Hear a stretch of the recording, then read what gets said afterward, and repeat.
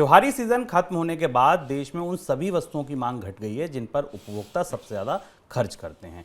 नवंबर के दौरान grocery, personal care, smartphone, fridge और टेलीविज़न जैसी वस्तुओं की मांग में भारी गिरावट आई है, जिस वजह से इन वस्तुओं को बनाने वाली कंपनियों ने भी उत्पादन घटा दिया है और दुकानों में जो स्टॉक भरा हुआ है उनको भी क्लियर करने की बात चल रही है। कंपनियां तेजी से डिस्काउंट देके किसी तरह उसको खत्म करना चाह रही हैं। सर, कंपनियों ने प्रोडक्शन में कितनी कटौती की और क्यों की?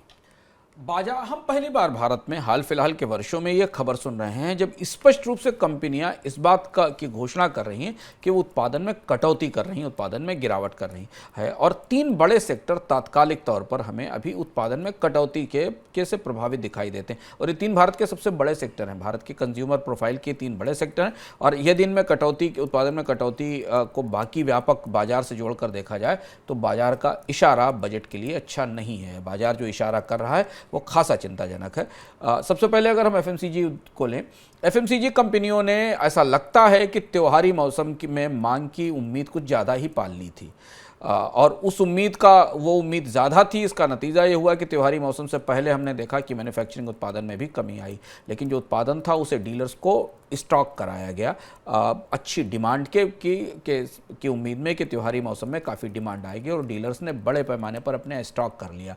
अब वो स्टॉक्स नहीं उठ रहे हैं, उनकी सेल्स नहीं बढ़ रही है और इसलिए एफएमसीजी कंपनियों की जो वैल्यू है, उत्पादों की वैल्यू, वो नवंबर में अक्टूबर के मुकाबले 15% गिरी है।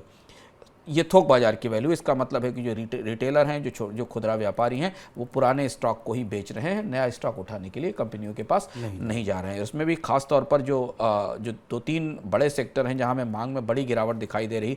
बेवरेजेस में करीब 24% की ईयर ऑन ईयर गिरावट है। कमोडिटीज़ में जो पैकेट बंद खाने पीने के सामान हैं उनमें करीब 23% के आसपास की गिरावट है। Home care product, personal care product और कन्फेक्शनरी में 12, 16 और 5% की गिरावट हमें ईयर ऑन दिखाई दे रही है और मंथ ऑन मंथ की गिरावट 4 से और 13% के आसपास है। एफएमसीजी सेक्टर में मांग ना बढ़ना लगातार चिंता का विषय है। इस बात पर भारत की प्रमुख एफएमसीजी कंपनियों के प्रमुख भी बात बोल चुके हैं और रूरल एरिया में जो स्लोडाउन या जो वेज की ग्रोथ में और मजदूरी की ग्रोथ में गिरावट है, उसका असर हमें यहाँ दिखाई दे रहा है और ये भारत में पहली बार ऐसा दिख रहा है जब स्टॉकिंग ज़्यादा होने के कारण कंपनियों को अपना उत्पादन घटाना पड़ा। ये तो पहले सेक्टर की बात हुई। अब आइए आप रोजगार में। रोजगार बाजार में क्या हुआ कि रोजगार से जुड़े आंकड़े जारी करने वाली निजी संस्था CMIE ने कहा कि नवंबर के दौरान शहरों की बेरोजगारी दर 9% के करीब पहुंच गई। माना जा रहा है कि इन सभी आंकड़ों को सामने रखकर रिजर्व बैंक अपनी अगली पॉलिसी में देश की GDP ग्रोथ अनुमान में भी कटौती कर सकता है। मांग है नहीं, बेरोजगारी बढ़ रही है, तो सीधी सी बात है इसका असर GDP पर तो पड़ेगा ही। रिजर्व बैंक की बैठक अगले हफ्ते होनी है। सर, दो सवाल। पहला सवाल, बेरोजगारी के आंकड़े क्या बता रहे हैं और दूसरा, रिजर्व बैंक क्या GDP की ग्रोथ रेट में कोई कटौती करेगा? हम इससे पहले वाले सवाल पर पहले आते हैं, वो उसका आधी बात हो पाई वहाँ पर एफएमसीजी प्रोडक्ट्स को लेकर। दूसरा बड़ा हिस्सा कंज्यूमर इलेक्ट्रॉनिक्स का है, जहाँ पर जो भारत में लोगों का जीवन स्तर बेहतर करने की दृष्टि से जरूरी है। वहाँ कंपनियों ने 30% के आसपास प्रोडक्शन कट के संकेत दिए हैं, जैसी खबरें आ रही और ये बड़ी कटौती है भारत में कंज्यूमर इलेक्ट्रॉनिक्स के उत्पादन में आने वाले समय में। यानी टीवी, फ्रिज, स्मार्टफोन के शिपमेंट लगातार गिर रहे हैं। ये दूसरा महत्वपूर्ण संकेत है। एफएमसीजी को आप लोगों का क्या जरूरी खर्च मान लें, कंज्यूमर इलेक्ट्रॉनिक्स को लोगों का जीवन स्तर बेहतर करने वाला खर्च मान लें। यहाँ कंपनियों ने नवंबर के शुरुआत से करीब 30% की कटौती की है। यहाँ भी वही समस्या है, डीलर्स के पास बड़ी इन्वेंट्रीज तैयार खड़ी हुई हैं और उन इन्वेंट्रीज के कारण मांग बाजार में टूटी हुई है, बिक्री नहीं हो रही। इन्वेंट्रीज के आंकड़े दिखाई दे रहे हैं। होम अप्लायंसेस की सेल्स करीब 15 से 20% गिरी है और इसका असर हमें दिखाई दे रहा है। और तीसरा और महत्वपूर्ण हिस्सा, शुभम, वो भी है, इसके बाद हम रोजगार की खबर पर आते हैं।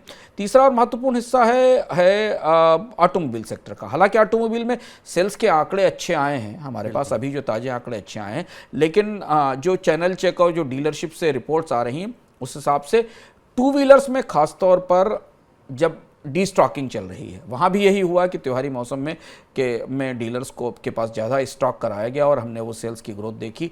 जो आंकड़े हमारे पास ICICI सिक्योरिटीज़ की रिपोर्ट बता रही है कि Hero MotoCorp, Bajaj auto, TVS, Royal Enfield, इन सारी कंपनियों के डीलर्स बड़े पैमाने पर डी स्टॉकिंग करने की कोशिश कर रहे हैं। तो ये स्थिति हुई। अब हम वापस लौटकर इसी खबर से आगे आते हैं, जो कि रिजर्व बैंक की बैठक और रोजगार से जुड़ी हुई है। पहली बार 5-6 महीनों में शहरी बेकारी 9% के आसपास जाती दिखाई दी। ग्रामीण बेकारी पहले से 7 और 8% के आसपास है। ये सारी कड़ियां आप एक साथ जोड़ सकते हैं। FMCG की मांग घटना, कंज्यूमर इलेक्ट्रॉनिक्स के उत्पादन में कटौती होना, कारों की बिक्री में डीलर्स की तरफ से डिस्टॉकिंग करना, ये सब हमें ठीक त्योहारी सीजन के बाद शहरी बेरोजगारी की दर में बढ़ोतरी में रिफ्लेक्ट होता है। यानी ये सारी चीज़ें जिन पर हम लगातार चर्चा करते हैं वो अंततः बेरोजगारी की दर बढ़ने और नौकरियों की कमी के तौर पर सामने आई। और इस सब का जो सीधा असर हमें दिख रहा है वो दिख रहा है कि रिजर्व बैंक को शायद अपनी मौद्रिक समीक्षा की बैठक जो इस महीने होने वाली है उसमें भारत की आर्थिक विकास दर के आकलन में कटौती करनी पड़ेगी। वो 7% से नीचे लाया जा सकता है। कितना नीचे आएगा, लेकिन भारत की आर्थिक विकास दर, अब सारी एजेंसियां शायद इस पर सहमत होंगी कि 7% की मंजिल इस साल नहीं मिल सकती और अगले साल 6% की मंजिल भी मिलना मुश्किल है। इस बीच खबर यह भी है कि इस साल सरकार का चालू खाता घाटा यानी कैड रिकॉर्ड स्तर तक पहुंच सकता है। इसकी मुख्य वजह निर्यात में आई गिरावट बताई जा रही है। सर, बजट से पहले कैड में ये बढ़ोतरी सरकार किस तरीके के कदम उठा सकती है इसको काबू करने के लिए? कैड में बढ़ोतरी के 2 असर दिख रहे हैं। रुपए में जितनी रिकवरी डॉलर की कमजोरी के बावजूद दिखनी चाहिए उतनी हमें नहीं दिखी। रुपया 83 से 81 और ऊपर तो आया, 81 से 82 के बीच में आया, लेकिन उतनी बढ़ोतरी नहीं दिखाई पड़ी। और दूसरी बड़ी चीज़ ये है कि कैड में बड़ी गिरावट निर्यात में कमी के कारण आई है। भारत में निर्यात की ग्रोथ रेट 9 साल के न्यूनतम स्तर पर आ गई है और इसका सीधा असर हमें भारत के चालू खाते के घाटे में दिखाई दिया, जो विदेशी मुद्रा की आवक और निकासी का फर्क बताता है। हालांकि विदेश से आने वाले रेमिटेंसेस को लेकर थोड़ी उम्मीद बेहतर है, इस पर कल चर्चा भी की थी, लेकिन निर्यात से आने वाली पूंजी और विदेशी निवेशक जो भी बाजार में पूरी तरह सक्रिय नहीं हुए, थोड़ा आगे पीछे कर रहे हैं। इस वजह से सरकार को कुछ ऐसा बजट में करना पड़ सकता है। क्या करेंगे कि नहीं है कहना मुश्किल है। आयात को नियंत्रित करने के लिए कुछ करना पड़ेगा।